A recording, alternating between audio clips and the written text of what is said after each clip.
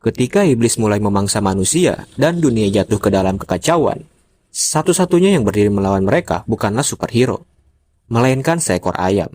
Anime ini berjudul Rooster Fighter, menceritakan seekor ayam jago bernama Keiji yang berkelana untuk mencari iblis yang telah memakan adiknya yang bernama Sarah, sekaligus mengalahkan iblis di seluruh penjuru negeri. Semuanya dimulai 1 tahun lalu. Pada saat itu, Keiji sedang, what the fuck? Namun setelah urusan perenceloman selesai, Keiji kembali melanjutkan perjalanannya dan meninggalkan si betina. Karena sebenarnya, dia cuman birahi. Di perjalanan, Keiji sering diganggu oleh para bocil kematian. Bahkan ada yang berniat menangkapnya untuk dimakan. Tak ingin menjadi santapan, Keiji pun melarikan diri secepat mungkin dan bersembunyi ke rumah kakek tua. Beruntung kakek itu melindunginya dari para bocil. Karena itu, para bocil pergi dengan perasaan jengkel. Di saat yang sama, terlihat seorang pria yang tampak stres dengan pekerjaannya. Saat Keiji hendak pergi, si kakek memberikan makanan yang langsung dimakan dengan lahap oleh Keiji. Melihat itu, si kakek teringat almarhum istrinya yang dulu juga sering memberikan makanan kepada burung pipit. Tak lama kemudian ada iblis yang mengamuk, dan ternyata iblis itu adalah pria depresi yang sebelumnya dilewati para bocil. Tak berhenti sampai situ, para bocil tadi hampir saja dihabisi oleh iblis tersebut. Si kakek bahkan sempat maju untuk melindungi mereka. Dan saat mereka hampir dihabisi, Keiji langsung maju menyerang iblis tersebut. Pertarungan di antara mereka pun tak bisa dihindari. Keiji dengan mudah menghindari setiap serangan si iblis korporat dan berhasil melancarkan serangan dengan paruhnya. Lalu, Keiji mengeluarkan jurus pamungkasnya, yaitu Kukuruyuk. Gelombang jurusnya begitu dahsyat, bahkan sampai membuat kepala si iblis korporat itu hancur. Fenomena ini si kakek kenali sebagai resonasi, yaitu saat gelombang suara dengan frekuensi tinggi yang dapat menghancurkan objek. Alasan Keiji bisa melakukannya karena pada saat Sarah dimakan iblis, ia melepaskan sesuatu dari dalam tubuhnya yang membuat jurus Kukuruyuknya keluar. Namun sayangnya, ia tak berhasil melukai iblis itu. Yang dia ingat hanya sebuah tanda di leher iblis tersebut. Namun iblis yang dikalahkan Keiji tadi tidak memiliki tanda seperti iblis yang memakan Sarah. Akibat pertarungan ini, halaman rumah si kakek jadi sangat berantakan karena bongkahan daging iblis. Keiji dan para bocil pun membantu bersih-bersih halaman si kakek sampai semuanya beres. Setelahnya Keiji langsung pergi ke kota selanjutnya. Sebelum pergi, Keiji berniat bertemu dengan betina kemarin, karena meninggalkan wanita menangis bukanlah gayanya. Namun, Keiji malah kena NTR oleh ayam lain, dan dia pun memutuskan untuk melanjutkan perjalanannya saja. Saat sampai ke tempat selanjutnya, Keiji diberikan bulu babi oleh para nelayan, dan saat ia memakannya, ia merasa itu adalah makanan terbaik di dunia. Berpindah ke anak ayam, kita sebut dulu Lil Chicken. Di sana ia sering menyemangati pemiliknya yang ia sebut ayah bernama Oda Yasuo. Meskipun ayahnya berusaha menjual mereka. Karena itu Lil Chicken sering sekali dirundung oleh anak ayam lain. Namun Yasuo selalu menjaganya, bahkan mereka menonton film bersama. Lil Chicken merasa karakter di film itu sangat mirip dengan Yasuo. Bahkan mereka memiliki tato yang sama. Melihat itu, Lil Chicken ingin memiliki tato juga. Yasuo segera menggambarkan tato untuknya yang bertuliskan Jinggi, yang berarti bakti. Tetapi sebenarnya maknanya cukup luas. Jinggi bisa berarti kesetiaan dan keadilan yang berlandaskan kehormatan dan prinsip untuk melindungi orang lain. Keesokannya, Lil Chicken kembali dirundung oleh ayam lain karena tatonya. Sampai Yasuo kembali dengan wajah babak belur, yang mana terungkap kalau dia sebenarnya adalah seorang Yakuza, yang kini mengalami masalah karena setorannya yang kurang. Saat itu temannya yang bernama Tajima berniat membantunya. Ia memberitahu kalau dirinya akan membuat perusahaan dan ingin Yasuo yang mengelolanya. Mendengar hal itu, Yasuo sangat terharu. Namun 3 hari kemudian, Yasuo didatangi oleh penagih hutang karena Tajima kabur membawa uang pinjaman itu. Dan yang menandatanganinya adalah Yasuo itu sendiri. Merasa kaget telah dibohongi, Yasuo mengingat kilas balik hidupnya yang dulu juga dibohongi sang ibu dan ditelantarkan. Lalu terpaksa hidup sebatang kara. Karena emosi yang meluap dalam dirinya, iblis pun lahir dan mengamuk. Keiji yang melihat kekacauan itu segera ke sana, sementara Lil Chicken berusaha menyadarkan ayahnya. Tak lama Keiji pun datang dan langsung menyerang iblis Yasuo. Saat Keiji hendak kembali menyerang, Lil Chicken menangis meminta agar ayahnya tidak diserang. Namun Keiji tetap menyerangnya dan segera menyelamatkan Lil Chicken. Berkat Keiji, iblis Yasuo pun dikalahkan. Pyoko yang melihat itu merasa kesal dan memarahi Keiji, namun ternyata Yasuo masih hidup. Keiji merasa kalau lubuk hati Yasuo tidak diambil alih oleh iblis. Itulah sebabnya ia tidak berakhir tragis. Mengetahui Keiji adalah penyelamat ayahnya, Ia merasa Keiji adalah perwujudan dari kata Jinggi itu sendiri dan mulai jatuh cinta padanya. Saat Keiji pergi, Lil Chicken merasa dilema. Namun Yasuo meminta Lil Chicken jangan mengkhawatirkannya dan pergi saja bersama pria yang Lil Chicken cintai. Meskipun ragu meninggalkan ayahnya, Lil Chicken segera pergi mengikuti Keiji. Namun, Keiji tidak suka diikuti oleh bocil.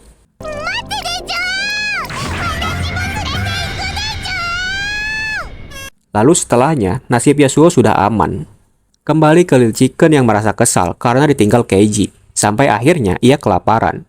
Lalu saat melihat cacing, ia merasa sangat jijik, jadi ia memakan daun saja. Namun tak lama, ada iblis lain yang menyerang, jadi ia bergegas ke sana. Di sana, Keiji sedang bertarung sengit, dan Lil Chicken menyemangatinya. Saat Keiji mengeluarkan kukuruyuk, iblis itu kembali beregenerasi. Alasannya, karena jantung dan otak yang menjadi titik lemahnya berada di bagian ekor. Namun Keiji kembali menyerang dengan kukuruyuk yang lebih kuat, lalu mengarahkannya ke seluruh tubuh iblis itu hingga mengenai bagian ekor. Dan iblis itu pun hancur. Melihat Keiji kelelahan, Lil Chicken langsung menghampirinya. Namun iblis itu masih ada tenaga dan menyerang Lil Chicken. Untungnya, Keiji maju menolong, meskipun ia harus terluka cukup parah. Dan karena manusia mulai berdatangan, Lil Chicken segera menyeret Keiji ke tempat sepi. Setelahnya, ia mulai mencari air untuk Keiji, bahkan mencarikan makanan berupa cacing yang ia takuti. Berhari-hari ia terus berusaha untuk menolong Keiji, sampai akhirnya Keiji kembali sadar, dan ia tak menyangka telah ditolong oleh bocil. Saat Lil Chicken bangun, Keiji pun mengizinkannya ikut. Namun Lil Chicken segera menendangnya. Ia marah karena Keiji tak mengucapkan terima kasih pada penyelamat nyawanya. Tak lama, muncul ayam betina dengan tongkat listrik yang mengincar Keiji. Ayam betina itu segera menyerang Keiji karena ia memiliki dendam padanya. Meskipun Keiji sendiri tidak tahu apa salahnya, ayam betina itu pun segera menceritakan alasannya. Ia bernama Elizabeth, ayam yang terakhir di keluarga kaya dan memiliki orang tua manusia yang sangat baik. Elizabeth juga sangat terampil dalam berbagai hal. Semuanya terasa sempurna, tetapi rasanya ada yang kosong baginya. Lalu suatu hari, saat keluarga mereka diserang iblis, Keiji datang dan mengalahkannya. Pada saat itulah Elizabeth jatuh cinta padanya. Setelahnya Elizabeth mendengarkan seluruh kisah hidup Keiji di tepi pantai. Dan saat malam tiba, mereka pun melakukan perenceloman yang selama ini Elizabeth butuhkan. The fuck? Namun setelah itu, Keiji memutuskan pergi ke kota selanjutnya. Elizabeth mengira Keiji juga mencintainya. Namun, Keiji hanya birahi dan meninggalkannya dengan dingin. Kejadian itu terjadi setengah tahun lalu, dan sekarang Elizabeth sangat membenci Keiji, serta tak mau memaafkannya. Elizabeth lalu kembali maju menyerang Keiji, dan kejar-kejaran pun terjadi. Sampai akhirnya Keiji balik menyerang, dan mereka malah, yang seketika membuat Elizabeth luluh. Namun saat hendak diencelom, Elizabeth langsung menjauh. Pada saat itu, Keiji tahu kalau Elizabeth tidak benar-benar ingin membunuhnya. Tapi mereka harus segera kabur, karena ada polisi yang mengejar mereka. Lalu saat mereka sudah lolos, Lil Chicken memarahi Elizabeth karena ciuman dengan Keiji, dan menyebutnya seorang pelakor. Awalnya Elizabeth marah balik ke Keiji, namun karena takut dikira masih suka, dia langsung menahan diri. Elizabeth lalu memberitahu tujuannya, kalau dia sebenarnya ingin memusnahkan iblis, karena pada saat itu ia melihat banyak orang menjadi korban akibat serangan iblis. Sementara Keiji tidak terlalu peduli dengan itu, karena tujuannya cuma balas dendam kepada iblis yang membunuh adiknya. Namun, Elizabeth mempunyai informasi tentang iblis yang Keiji cari. Ia lalu mengeluarkan ponsel dan menunjukkan data iblis yang telah tercatat. Biasanya iblis itu berwarna merah atau biru dan sering menyerang membabi buta.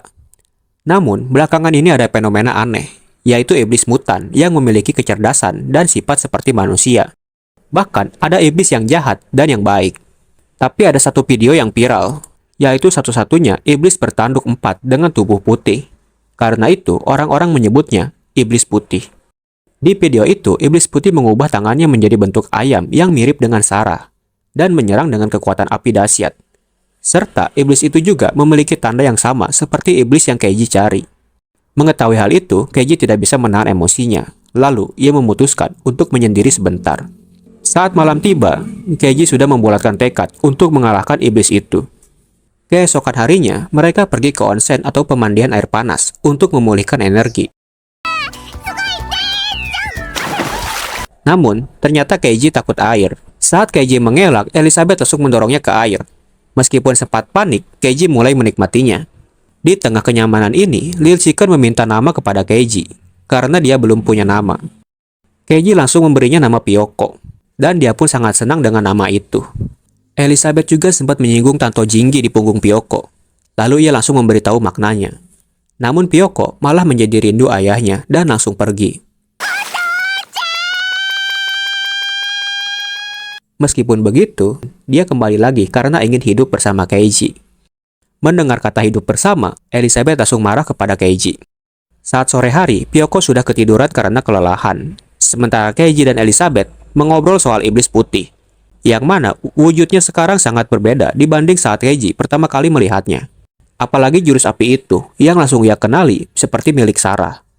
Keiji lalu bercerita, saat ia dan Sarah sedang bermain petak umpet, Sarah sempat diserang oleh seekor anjing. Keiji langsung melindunginya, namun ia langsung babak belur akibat serangan anjing tersebut. Pada saat itu, Sarah tiba-tiba mengeluarkan api dan menyerang anjing itu sampai hangus. Meskipun begitu, Keiji masih ragu kalau itu adalah iblis yang ia cari.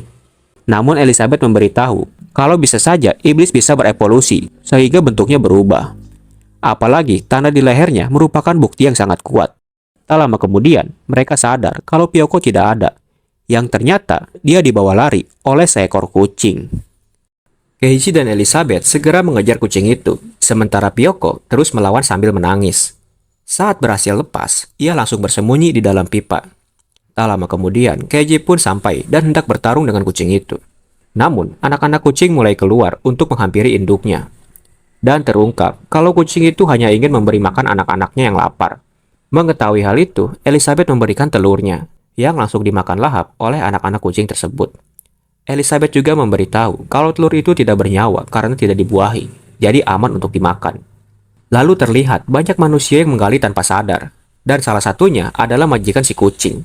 Kucing itu memberitahu kalau semua ini adalah ulah monster yang muncul 10 hari lalu, dan kini tinggal di sebuah rumah besar. Selain itu ada anak-anak yang dikurung tanpa diberi makan.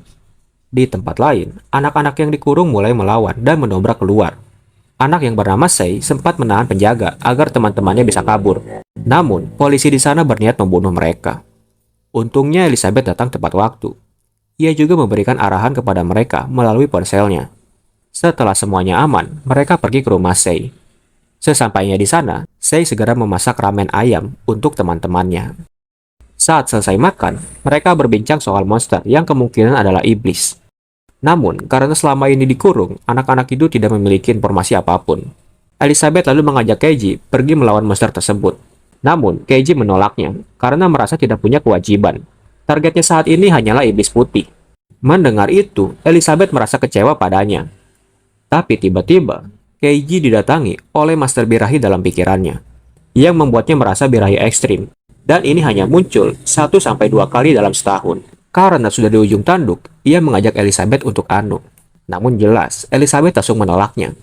Tapi Elizabeth mau melakukannya dengan satu syarat, yaitu Keiji harus membantunya melawan iblis itu besok. Keiji akhirnya terpaksa menahan diri sampai besok. Bahkan saat malam tiba, yang lain tidur di kamar, sedangkan Keiji terpaksa tidur di toilet. Lalu keesokan paginya, Sei sudah tidak ada. Para bocil akhirnya memberitahu kalau monster itu sebenarnya adalah ayah Sei. Mengetahui hal itu, para ayam segera pergi ke sana. Di sisi lain, Sei berniat mengakhiri semuanya seorang diri. Namun saat berbicara dengan ayahnya, terungkap kalau pria itu adalah pecandu judi. Ia selalu meminjam uang untuk mabuk dan berjudi, karena masih berharap bisa menang. Sei merasa sangat kecewa padanya, dan meminta ayahnya untuk bekerja jika memang menginginkan uang. Yang langsung direspon kasar oleh ayahnya. Lalu saat ayah Sei berjalan dalam keadaan mabuk, ia terjatuh dari tebing dan menemukan kotak berisi koin emas beserta peta harta karun. Setelah mengetahui hal itu, ia mulai menggali lubang seperti orang gila. Namun usahanya mengkhianati hasil, dan pada akhirnya ia tidak mendapatkan apa-apa. Karena emosinya yang meluap, iblis pun lahir. Sekarang di hadapan ayahnya, saya hanya ingin hidup normal bersamanya. Karena baginya, ayah lebih penting daripada uang. Mendengar itu, ayahnya sudah tidak peduli lagi pada Sei dan membiarkan iblis mengambil alih dirinya. Iblis itu bahkan memberitahu Sei kalau uanglah yang paling penting. Tak lama kemudian, tubuhnya membesar dan mulai mengamuk. Untungnya, para ayam berhasil menyelamatkan Sei, lalu bersiap melawan iblis tersebut. Iblis itu kemudian mengeluarkan cahaya ilusi. Beruntung, Keiji dan Elizabeth tidak terkena, sehingga mereka bisa langsung maju menyerangnya. Pada saat itu, iblis itu membuka seluruh resleting di tubuhnya. Bahkan saat diserang Keiji, pergerakannya tetap sangat cepat. Elizabeth lalu punya ide, dan meminta Keiji menggiring iblis itu ke sebuah tower listrik. Setelah berhasil membawanya ke sana, Keiji kembali bertarung dengannya. Namun, iblis itu tiba-tiba berhenti, karena sudah menemukan harta karun yang selama ini ia cari. Di sisi lain, Elizabeth menggunakan tegangan listrik dari tower untuk menyetumnya. Tak berhenti sampai situ, Keiji juga kembali menyerang dengan jurus Kukuruyuk, yang akhirnya mengalahkan iblis itu. Dan para korban yang dikendalikan pun berhasil diselamatkan. Saat Keiji hendak menagih janjinya pada Elizabeth, Elizabeth langsung menolak, karena ia masih memiliki dendam terhadapnya. Dan Keiji pun kena PHP. Di sisi lain, Ayase yang selamat menjadi samsak emosi Keiji. Bahkan Keiji hampir membunuh dia dan Sei. Pada saat itu, Ayase mulai sadar kalau dirinya hanyalah sampah yang tidak berguna. Ia pun memohon agar Keiji tidak membunuh putra berharganya. Setelah mendengar itu, para ayam kembali melanjutkan perjalanan mereka. Melihat sikap Keiji, Elizabeth kembali terpesona padanya. Lalu Keiji merasa punya kesempatan dan mulai merayunya untuk anu. Namun, Elizabeth langsung marah dan menendang Keiji sampai pingsan, yang membuat Master Birahi akhirnya pergi. Di saat yang sama, ada seseorang yang diam-diam merekam mereka untuk dijadikan konten. Saat mencapai kota selanjutnya, para ayam mulai viral dan diburu oleh manusia lain karena orang yang diam-diam merekam mereka kemarin. Orang itu bernama Ikobora. Awalnya dia hanya membuat konten serangga. Namun ketika tak sengaja melihat para ayam yang mengalahkan iblis, dia mulai terobsesi menjadikan mereka sebagai konten. Di sisi lain, para ayam yang berhasil lolos dari kejaran manusia mulai mengetahui kalau mereka sedang viral di internet. Karena itu, Elizabeth menyarankan untuk bersembunyi sementara waktu. Namun Keiji menolaknya, karena tidak punya alasan untuk takut terhadap manusia. Karena hal ini, Keiji dan Elizabeth pun menjadi berdebat. Sampai akhirnya, Keiji memutuskan berpisah dengan mereka, dan kembali berpetualang sendiri. Byoko pun segera mengejarnya, dan mereka sekarang terpecah belah. Lalu Keiji yang sedang kesal memutuskan untuk masuk ke tempat mesin slot. Di sana, ia bertemu dengan iblis baik bernama Morio. Awalnya Keiji sangat waspada padanya. Namun akhirnya mereka akrab dan bermain slot bersama. Bahkan sampai menang banyak uang. Sayangnya mereka harus diusir karena dilarang membawa hewan. Pada saat itu, Morio tak percaya bisa mendapatkan banyak uang dari koin hasil mungut. Namun karena merasa bersalah, Morio berniat mengembalikan uangnya. Keiji justru meyakinkannya agar menyimpan uang itu dan meminta dibelikan bulu babi. Lalu saat Keiji menyantapnya, ia langsung muntah. Hal itu seketika membuat Keiji sangat kecewa dan pingsan di tempat. Saat terbangun, Keiji sudah berada di rumah Morio yang ada di bukit. Di sana, Morio sudah lama tinggal sendiri dan sesekali pergi ke kota untuk mencari hiburan. Namun baginya, rumah miliknya lah yang paling nyaman. Lalu saat Keiji bertanya di mana inang Morio, Morio segera bercerita kalau dia lahir 6 bulan lalu. Pada saat itu, inangnya divonis terkena penyakit kanker stadium akhir, dan hidupnya hanya tersisa 1 bulan. Dipenuhi kesedihan, si inang hanya bisa mengeluh, karena selama 47 tahun hidupnya, dia belum pernah sekalipun berpacaran. Dan karena rasa ingin hidup yang kuat, Morio pun lahir. Tak lama kemudian, inangnya mendapatkan telepon dari rumah sakit. Ia diberitahu kalau dirinya tidak terkena kanker, karena catatan medisnya tertukar, dan dia masih sehat walafiat. Mendengar semua itu, si inang menjadi senang dan memutuskan untuk mencari pacar. Pada saat itu, Morio harusnya menggantikan dirinya. Namun ia malah terlahir dari sebuah kekeliruan. Sejak saat itu, Morio mulai dibenci dan dipukuli orang-orang sampai tubuhnya menyusut. Keiji hanya menasehatinya kalau tidak ada hidup yang tidak berarti. Bahkan ada yang ingin hidup, tapi tidak bisa. Merasa Keiji adalah ayam yang baik, Morio pun mengeluarkan sake hasil kerjanya dan mengajaknya minum bersama. Setelah itu mereka mulai mabuk dan bertingkah konyol, sampai terus tertawa sampai sore. Di sore hari itu, mereka memutuskan untuk berpisah karena Keiji mau melanjutkan perjalanannya. Namun tiba-tiba Keiji merasa akan ada badai besar. Di sisi lain, Elizabeth menyuruh Byoko berhenti mencari Keiji karena sekarang sedang hujan. Selain itu, ayam juga rabun saat malam hari. Namun Byoko tidak mau mendengarnya dan menyalahkan semua yang terjadi pada Elizabeth. Tak lama kemudian, ada seorang gadis yang menghampiri mereka dan mengajak mereka ke rumahnya. Gadis itu bernama Misuzu, yang tinggal bersama kakeknya di rumah lusuh. Lalu Elizabeth pun mengucapkan terima kasih menggunakan ponselnya. Setelahnya mereka mengobrol. Misuzu bercerita kalau kedua orang tuanya telah meninggal karena kecelakaan, dan kini ia dirawat oleh kakeknya. Selain itu, Misuzu juga ingin menjadi dokter agar bisa mengobati kakeknya secara gratis. Lalu saat yang lain tidur, Elizabeth merasa dilema dengan perasaannya terhadap Keiji. Namun tiba-tiba ada pemberitahuan untuk segera evakuasi, karena curah hujan yang sangat tinggi dan sungai mulai naik. Mereka pun bergegas mengungsi. Namun saat mereka harus melewati jalan tanjakan, air banjir mulai datang. Di saat yang sama, mereka juga harus mendorong kursi roda si kakek. Mereka semua berusaha keras untuk mendorong kursi roda itu. Pyoko yang melihat Elizabeth membantu mereka mulai menyadari sifat Jinggi dalam diri Elizabeth. Karena itu, Pyoko segera membantunya. Namun saat semuanya hampir tamat, Pyoko mengeluarkan seluruh tenaganya, dan mereka pun berhasil selamat. Elizabeth juga menyadari kalau tanpa bantuan Pyoko, mereka mungkin tidak akan berhasil. Di sisi lain, Morio mulai merasakan getaran dari arah bendungan. Dan jika bendungan itu jebol, sudah pasti seisi kota akan tenggelam sepenuhnya. Berpindah ke Ibokura, yang kini benar-benar terobsesi untuk sukses sebagai YouTuber. 3 tahun lalu, ia hanyalah pekerja kantoran biasa. Namun karena sikapnya yang arogan, ia dijauhi para pegawai lain, dan bahkan dianggap sebagai hama. Karena itu, Ibokura sangat ingin sukses dan membuktikan dirinya kepada mereka. Lalu di tempat pengungsian, para warga mendapat kabar kalau bendungan kemungkinan akan bocor. Pada saat itu, mereka mulai mengingat rumor bahwa bendungan besar tersebut dibangun secara asal-asalan. Mendengar semua itu, Elizabeth dan Pyoko segera mencari rute tercepat ke sana. Di sisi lain, Morio sudah lebih dulu sampai di bendungan yang bocor itu. Tanpa membuang waktu, ia langsung memasuki mode iblis untuk menahan bendungannya.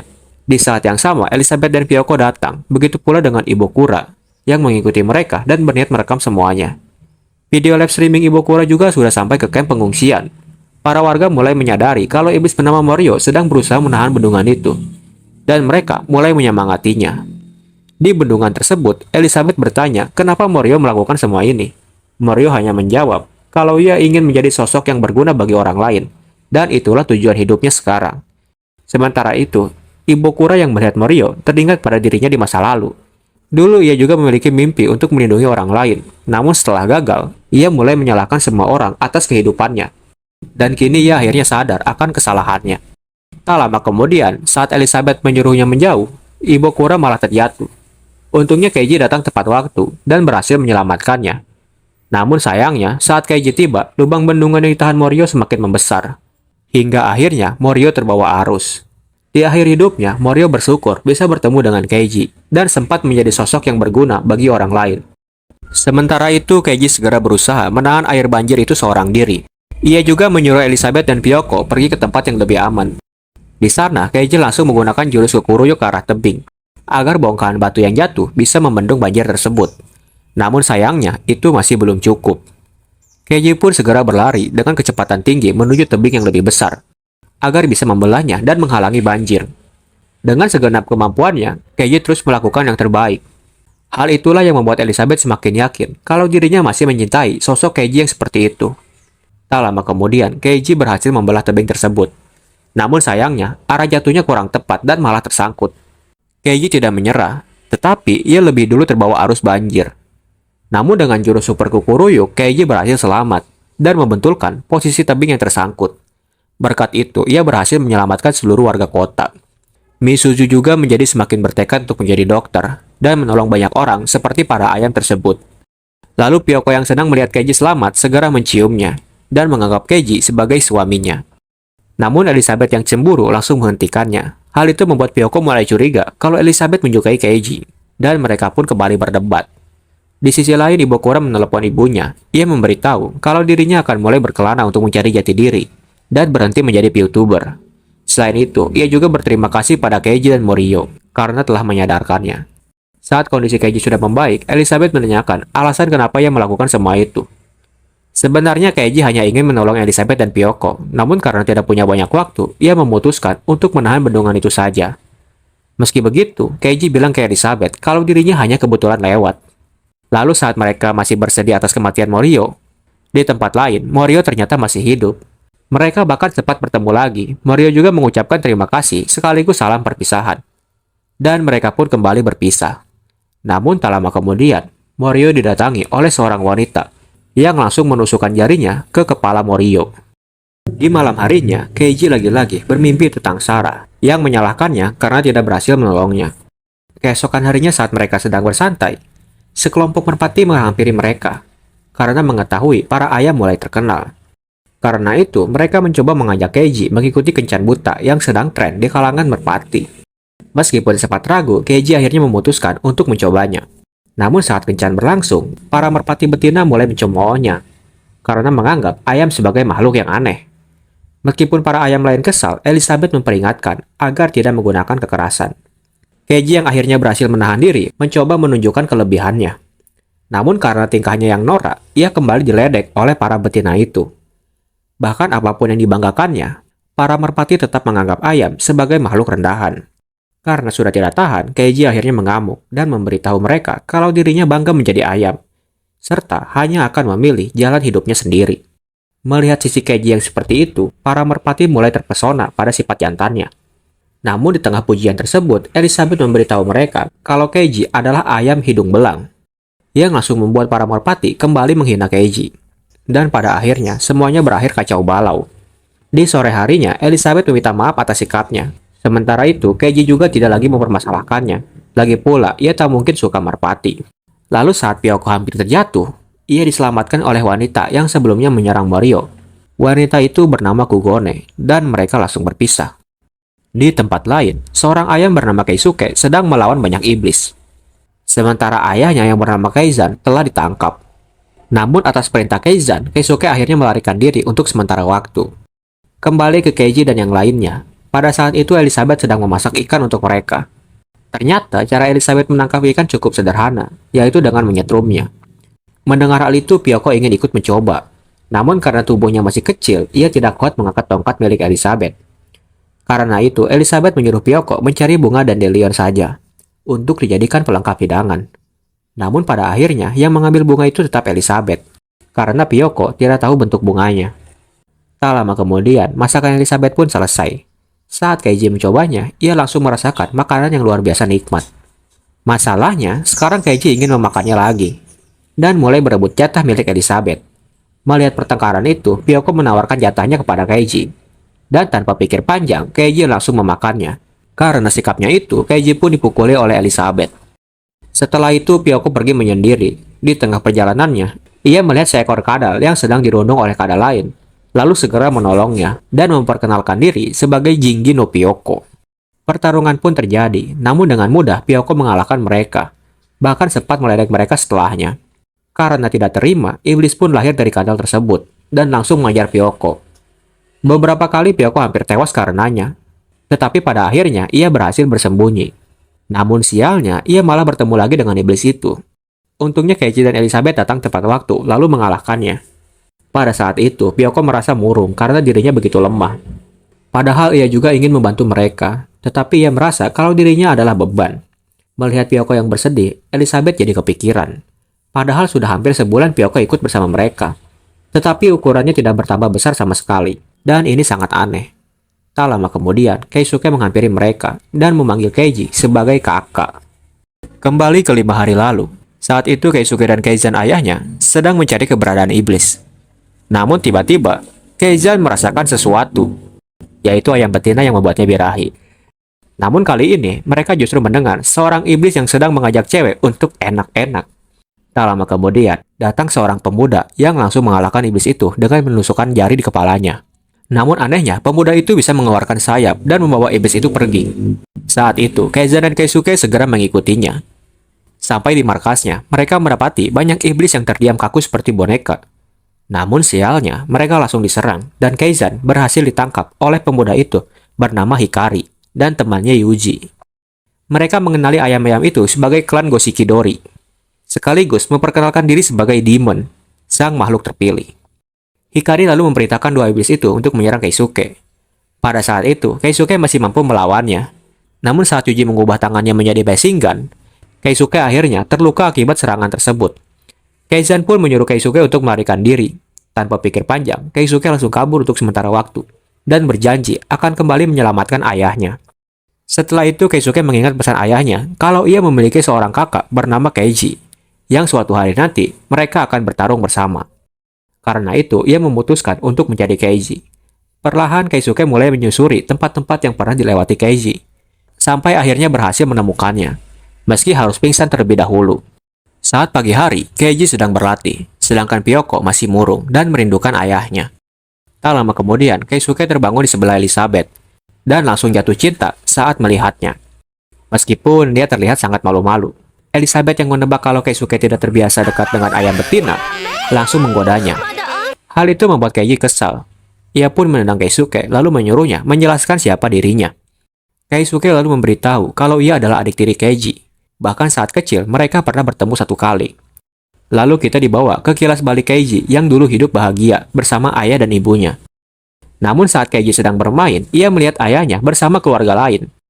Dan keluarga itu ternyata adalah keluarga Keisuke. Setelah Keiji mengingat semuanya, Keisuke memintanya untuk menolong ayah mereka yang telah ditangkap oleh demon. Namun Keiji langsung menolaknya, karena ia sudah tidak menganggap Keizan sebagai ayahnya.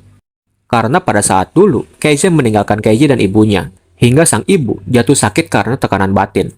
Tak lama ibunya meninggal, dan meninggalkan Sarah yang selama itu diam-diam dierami olehnya. Saat itu Keiji kesal karena ibunya masih mau mengerami anak dari Keizan. Namun di satu sisi, ia juga terpukul atas kematian ibunya. Karena itulah Keiji enggan menolong ayahnya. Namun saat Keisuke berkata kalau ayahnya tidak sepenuhnya salah, Keiji langsung marah dan menyebut Keizan sebagai sampah. Keisuke yang mendengar itu tidak terima, karena baginya Keizan adalah guru sekaligus mentor. Keiji kemudian menambahkan kalau sampah seperti Keizan memang pantas untuk mati. Karena kesal, Keisuke pun menyerangnya, dan mereka akhirnya bertarung. Pada saat itu, Keisuke sangat unggul. Ia bahkan menyadari kalau Keiji sangat lamban, serta mengeluarkan gerakan yang sia-sia. Keisuke sempat meminta Keiji menghentikan pertarungan ini. Namun karena Keiji menolak, Keisuke tidak punya pilihan lain. Ia pun mengeluarkan jurusnya, dan melepaskan energi besar yang langsung membuat Keiji terpental jauh. Di sore harinya, Keisuke tidak menyangka kalau Keiji ternyata selama ini. Ia merasa kalau meskipun mereka berdua bersatu, tetap akan sulit melawan para demon. Namun ia juga tidak bisa tinggal diam sekarang. Sementara itu Keiji mulai murung dan syok atas kekalahannya. Lalu bertekad untuk segera membalasnya. Tapi tiba-tiba Keisuke datang dan meminta maaf. Ia kembali mengajak Keiji untuk menolong ayah mereka. Karena jika tidak, dunia bisa hancur akibat iblis. Elizabeth lalu bertanya apa maksud dari perkataan Keisuke itu. Keisuke segera menjelaskan kalau dirinya dan Keizan selama ini juga berjuang membasmi iblis. Alasannya karena itu ada tugas klan Goshikidori. Klan yang memiliki sejarah panjang dengan para iblis. Dan hanya klan Goshikidori yang mampu melakukan hal tersebut. Setelah itu Keisuke menceritakan kronologi kejadian yang menimpa mereka, sekaligus memberitahu lokasi pastinya. Saat Elizabeth mengecek lewat ponsel, ia melihat kalau Morio berada di sana dan sedang menyerang warga. Lalu keesokan harinya, mereka bergegas menuju tempat terakhir Morio terlihat. Menurut kabar, ada 5 iblis lain yang juga ikut menyerang. Tak lama kemudian, ada penyerangan dari iblis yang ternyata dilawan Keisuke sebelumnya. Jadi Keiji dan Keisuke maju menyerangnya. Namun, Elizabeth merasa tidak asing dengan iblis itu. Dan setelah mencari tahu, iblis itu ternyata dulunya adalah iblis baik. Karena tidak ingin membunuhnya, Elizabeth mengambil alih pertarungan dan berhasil mengikatnya menggunakan tali khusus miliknya. Di sisi lain, Keizan sedang disiksa oleh para demon. Sampai akhirnya mereka dapat informasi kalau ada ayam yang berhasil mengalahkan iblis tersebut. Sebelum bergerak, Hikari meminta izin kepada mamanya yang ternyata adalah Kugone. Kembali ke para ayam, saat Pyoko mencoba menyadarkan iblis gurita itu, tiba-tiba monster parasit keluar dari kepalanya. Dan langsung dikalahkan oleh Keiji. Karena monster yang mengendalikannya sudah keluar, iblis gurita itu kembali sadar. Ia lalu menceritakan kejadian yang dia alami. Pada saat itu, ia didatangi oleh Hikari yang langsung menyuntikkan benih parasit menggunakan jarinya. Bahkan kemungkinan besar, iblis-iblis lain juga dikendalikan dengan cara yang sama. Sejauh ini, ia belum tahu apa tujuan para demon. Tetapi yang pasti, mereka sedang mencari sesuatu. Lalu saat Keiji ingin mendatangi markas mereka, Pyoko meminta ikut, karena ia juga ingin menolong Morio. Keisuke sempat menahan mereka, karena menurutnya mereka harus membuat rencana terlebih dahulu. Mendengar itu, Keiji merasa Keisuke terlalu takut. Ia juga tidak peduli dengan peringatan Keisuke tentang para demon. Karena tujuannya hanya ingin menolong Morio. Meskipun perkataan Keiji terdengar menyebalkan, Keisuke merasa dia ada benarnya. Karena ia tidak bisa terus-terusan merasa takut. Sedangkan Elizabeth harus menemui seseorang terlebih dahulu, dan akan menyusul mereka nanti. Keesokan harinya, Elizabeth pergi menemui ayah manusianya yang secara mengejutkan bisa berbicara bahasa ayam.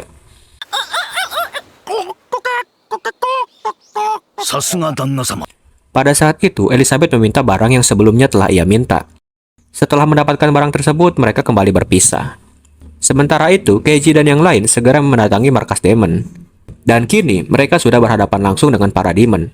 Tanpa basa-basi, Keiji langsung menyerang dan menanyakan keberadaan Morio. Hikari juga mulai menyadari kalau Keiji adalah kenalan yang dimaksud Kugone. Selain itu, Kugone juga meminta Hikari untuk tidak membunuh Keiji. Hikari sempat heran kenapa seekor ayam mau menolong iblis, yang padahal para ayam ingin membasmi mereka. Namun bagi Keiji, Morio adalah iblis yang baik, dan ia merasa marah saat mengetahui Morio dimanfaatkan untuk menyerang warga kota. Hikari lalu menyuruh seluruh iblis yang ada untuk menyerang mereka, dan pertarungan pun tidak bisa dihindari. Dengan jurus Kokokok Duar, Keiji berhasil menyerang balik iblis tersebut. Begitu juga dengan Keisuke yang menggunakan jurus tendangan kilat dan memperkuat serangannya dengan aliran 5 dewa untuk mengalahkan mereka. Namun jumlah iblis masih sangat banyak. Sampai akhirnya Elizabeth datang membawa senjata barunya bernama Raijin yang bisa membuat iblis pingsan. Berkat Raijin, ia juga mampu menumbangkan banyak iblis. Hikari lalu menaikkan levelnya. Pada saat itu, iblis-iblis yang lebih kuat mulai bermunculan, termasuk Morio. Saat itu, Morio langsung mengamuk. Sementara Keiji fokus menyadarkannya. Pyoko juga berniat menolong Morio dengan cara masuk ke dalam tubuhnya dan mengalahkan monster yang mengendalikannya. Selain itu, Pyoko juga ingin membuktikan kalau dirinya bisa berguna. Meskipun Keiji sempat ragu, namun setelah melihat tekad Pyoko, ia akhirnya mengizinkannya. Pyoko lalu membawa sebuah paku dan bersiap masuk ke dalam tubuh Morio. Keiji pun langsung menggendongnya dan membawanya ke lubang hidung Morio. Namun Keiji kesulitan untuk mendekat. Tak lama kemudian, iblis gurita yang sebelumnya mereka tolong datang dan menahan tubuh Morio. Sehingga Keiji bisa membawa Pyoko lebih dekat. Awalnya Pyoko sempat kesulitan untuk masuk. Namun, ia sudah membulatkan tekad demi bisa membantu Keiji. Ia pun mulai masuk melalui lubang hidung Morio dan menemukan jalan yang bentuknya mirip lubang pantat. Meskipun merasa jijik, Pyoko tetap melanjutkan perjalanannya. Hingga akhirnya berhasil menemukan jalan menuju kepala Morio. Di sana, ia bertemu dengan monster parasit tersebut. Meskipun sempat takut, ia kembali memberanikan diri dan maju menyerang. Namun sayangnya, Pyoko malah terluka, hingga membuatnya kesakitan dan ketakutan. Tiba-tiba, Pyoko melihat bulu Keiji yang ia bawa sebagai jimat. Melihat itu, semangatnya kembali bangkit.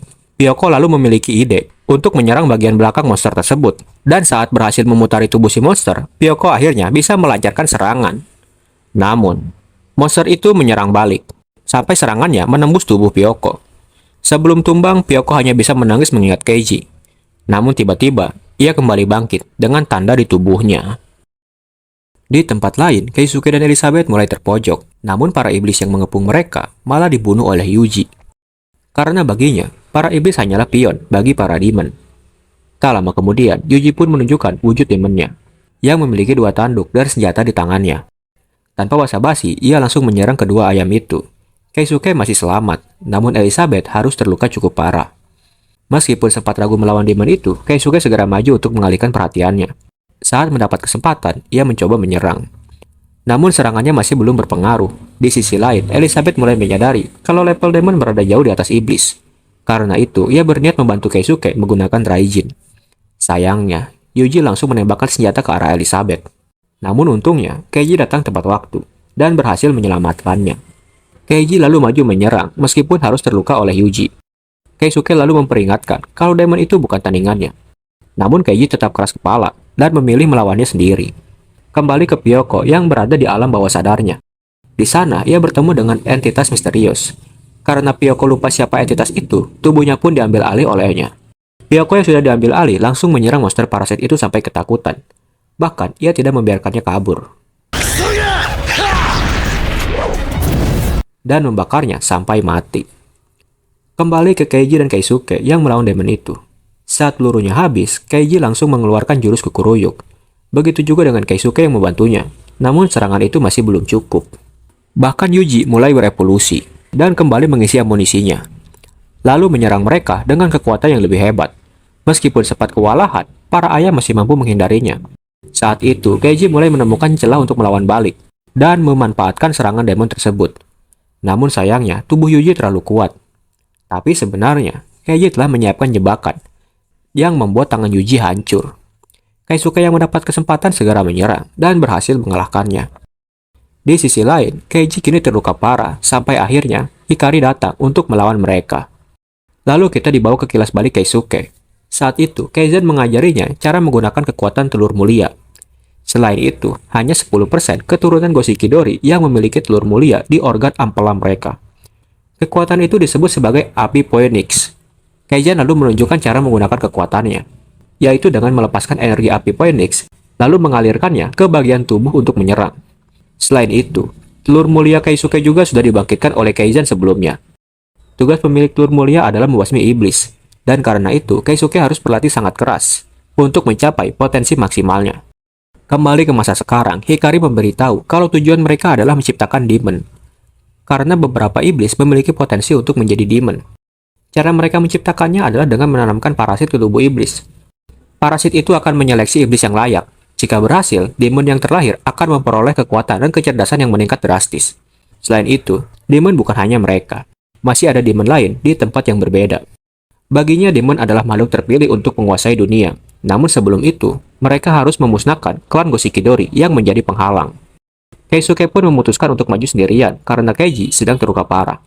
Keisuke lalu menggunakan kekuatan 3 kali lipat. Namun bahkan dengan kekuatan sebesar itu, ia tidak mampu melukai Hikari. Hikari kemudian mulai memprovokasinya dengan mengatakan kalau kekuatan telur mulia Keisuke tidak mungkin hanya sebatas itu. Keisuke lalu mengingat pesan ayahnya bahwa batas aman kekuatan itu hanya 3 kali lipat.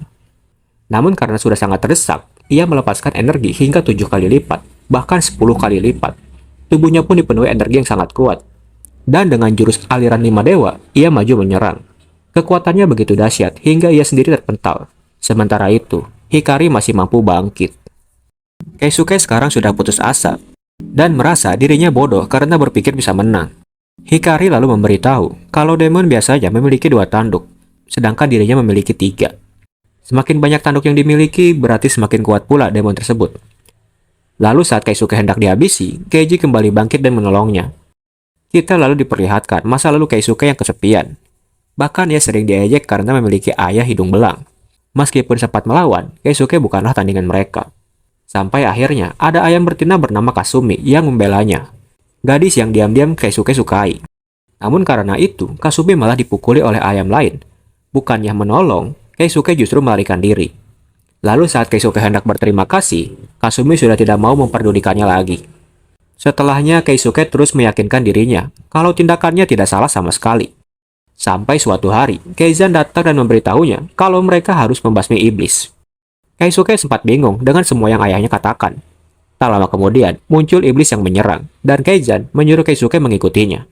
Di sana, Kaizen mengalahkan iblis itu hanya dengan sekali serang.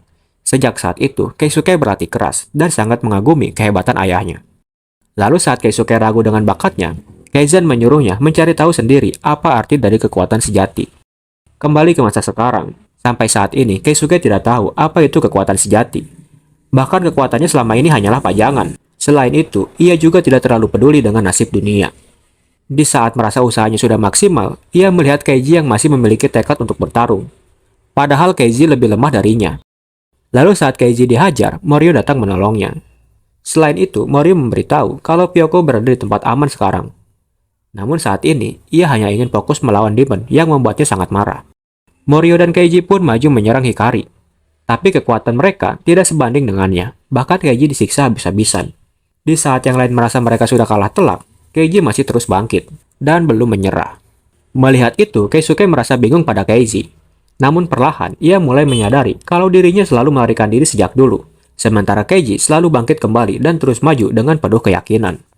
Keisuke merasa kalau itulah arti dari kekuatan sejati. Dan ia sangat ingin menjadi jantan seperti kakaknya. Setelah itu, telur mulia milik Keiji mengalami kebangkitan kedua. Ia pun maju menolong Keiji dan membuat Hikari terpental. Selain itu, Keisuke meminta Elizabeth untuk mencari ayahnya dan membawanya ke tempat yang aman. Sementara dirinya akan melawan Hikari. Dengan kekuatan yang meluap dalam tubuhnya, Keisuke kini mampu mengimbangi Hikari, bahkan lebih unggul darinya. Dan dengan jurus pamungkas gelombang penghancur, tendangan Keisuke berhasil menghancurkan tubuh Hikari. Saat itu, Hikari merasa dirinya telah dikalahkan oleh ikatan keluarga asli. Sampai ia melihat seseorang di dalam pikirannya. Tak lama kemudian, tubuh Hikari beregenerasi dan mulai berevolusi menjadi lebih kuat. Saat itulah, Kugone datang dan menonton mereka dari kejauhan. Di sisi lain, Elizabeth melihat Kaizen dibawa oleh iblis Kappa. Untuk mengejar iblis yang terbang itu, Elizabeth meminta AI miliknya yang bernama Sophia mengaktifkan jet dari tasnya. Namun saat hampir berhasil menangkapnya, iblis kappa itu langsung masuk ke dalam air. Kembali ke pertarungan Keisuke melawan Hikari. Saat itu, Hikari mulai unggul lagi dan berhasil mengurung Keisuke. Namun berkat keahliannya, Keisuke berhasil keluar dari kurungan tersebut dan kembali menyerang Hikari hingga tubuhnya hancur. Sayangnya, Hikari kembali beregenerasi dari bola yang ada di tubuhnya. Meskipun sudah tidak ingin bertarung, Hikari terpaksa menuruti Kugone mamanya dan kembali menyerang dengan brutal. Saat itu, Morio kembali maju dan menahan tubuh Hikari. Namun karena bukan tandingannya, Morio kembali kalah dan tubuhnya dihancurkan oleh Hikari. Keiji yang melihat itu menjadi sangat marah, dan kekuatan telur mulia dengan aura gelap pun bangkit dari tubuhnya. Dengan kekuatan itu, Keiji berniat membunuh Hikari. Di sisi lain, Elizabeth mulai cemas karena Keizan sudah berada di dalam air selama 2 menit. Karena tidak punya pilihan, ia terpaksa menyetrum rawa itu, yang membuat iblis kappa keluar dan Keizan berhasil ditolong, meskipun masih belum sadarkan diri. Lalu kembali ke Keiji dan yang lain. Saat itu, Keisuke merasakan aura buruk dari telur mulia milik Keiji. Begitu juga dengan Kugone yang menyebutnya sebagai kebangkitan malapetaka. Hikari juga meremehkan kekuatan Keiji. Namun tiba-tiba, Keiji melesat dengan sangat cepat dan menembus tubuh Hikari. Setelahnya, ia kembali menyerang dan membuat Hikari terpojok. Keisuke juga maju menyerang bola yang ada di tubuh Hikari, meskipun masih belum mampu menghancurkannya. Lalu dengan jurus Super Kukuruyuk, Keiji melancarkan serangan yang sangat kuat. Meski begitu, Hikari masih mampu beregenerasi. Keiji kemudian memusatkan seluruh serangannya ke bola milik Hikari, hingga akhirnya benda itu hancur dan Hikari pun akhirnya berhasil dikalahkan. Setelahnya, Keisuke masih merasa khawatir dengan kebangkitan telur mulia milik Keiji, karena auranya yang begitu gelap. Dan mungkin saja, kewarasan Keiji suatu hari nanti akan ditelan oleh kegelapan itu. Tak lama kemudian, Pyoko akhirnya sadar dan merasa senang karena Keiji baik-baik saja. Ia juga dengan bangga bercerita kalau dirinya berhasil mengalahkan monster parasit di tubuh Morio, meskipun tidak ingat detail kejadiannya. Lalu saat bertanya di mana Morio, Keiji memberitahunya kalau Morio telah mati. Pyoko langsung menangis dan menghampiri jasad Morio. Ia benar-benar terpukul, padahal tadi dirinya sudah berusaha keras untuk menolongnya. Namun ternyata Morio masih hidup dan terlihat sehat. Morio menjelaskan kalau ia hanya terus berharap bisa hidup, dan entah bagaimana harapan itu terkabul. Semuanya pun kembali senang, dan Elizabeth juga sudah kembali sambil membawa Keizan. Saat itu Elizabeth mengira Keisuke lah yang berhasil mengalahkan Hikari. Namun Keisuke memutuskan untuk merahasiakan soal kebangkitan telur mulia milik Keiji untuk saat ini. Iblis Kurita juga menyuruh mereka segera pergi karena polisi akan segera datang. Namun tiba-tiba Hikari kembali bangkit. Tapi kali ini tidak ada aura membunuh darinya. Pada saat itulah Hikari mengingat kembali kehidupannya dulu. Sebelum menjadi demon, Hikari hidup berdua bersama ibunya.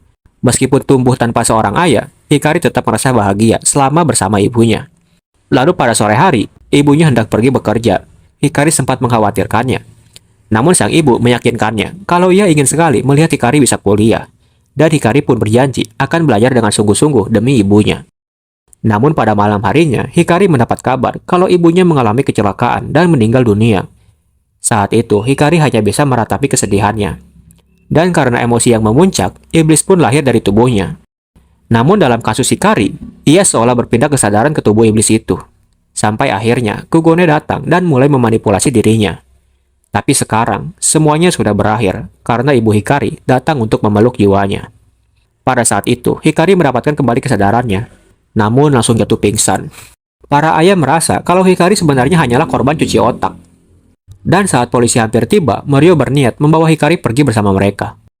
Dari kejauhan, Kugone merasa potensi Keiji masih bisa meningkat, dan dia yakin beliau akan senang mendengar kabar ini. Keesokan paginya, Hikari sudah kembali sadar dan meminta maaf karena telah melakukan banyak hal jahat. Saat Elizabeth bertanya siapa dalang dari semua ini, Hikari memberitahu kalau orang itu adalah Kugone. Bahkan dulu, Hikari sempat ditangkap dan dicuci otak selama 1 bulan penuh oleh Kugone. Hal itulah yang membuatnya mengira kalau Kugone adalah ibunya. Selain itu, Kugone telah menciptakan berbagai demon di banyak tempat. Dan sepertinya, ia juga mengincar telur mulia milik Keiji. Namun dari semua itu, Kugone bukanlah dalang utamanya, melainkan seseorang bernama Gakuma yang sedang merencanakan sesuatu. Di sore harinya, Hikari memutuskan berpisah dan membawa para iblis yang patuh padanya untuk membantu memperbaiki kota. Karena ia berniat menebus semua kesalahannya. Selain itu, Morio juga sudah pergi lebih dulu, karena merasa tidak enak untuk berpamitan. Para ayah merasa kalau suatu hari nanti mereka pasti akan bertemu lagi dengan Morio. Karena itu, mereka memutuskan untuk melanjutkan perjalanan mereka. Sementara Morio yang melihat mereka dari kejauhan, hanya bisa menangis. Di perjalanan, Keisuke merasa kalau sekarang mereka memiliki musuh yang sama. Apalagi, menurut informasi dari Hikari, Gakuma adalah iblis putih yang selama ini dicari Keiji. Mengingat Hikari juga bisa diselamatkan, Keiji kini memiliki harapan untuk menyelamatkan Sarah. Dan suatu hari nanti, ia pasti akan membawanya pulang. Dan dengan ini, cerita Rooster Factor pun bersambung. Sampai di sini dulu cerita Keiji dan para ayam. Masih banyak banget misteri di anime ini. Kita tunggu saja kelanjutan season 2-nya. Terima kasih sudah menonton. Jangan lupa like, komen, dan subscribe, biar kalian gak ketinggalan cerita seru lainnya. Aku Kaizi pamit undur diri, sampai jumpa di next video. Bye-bye.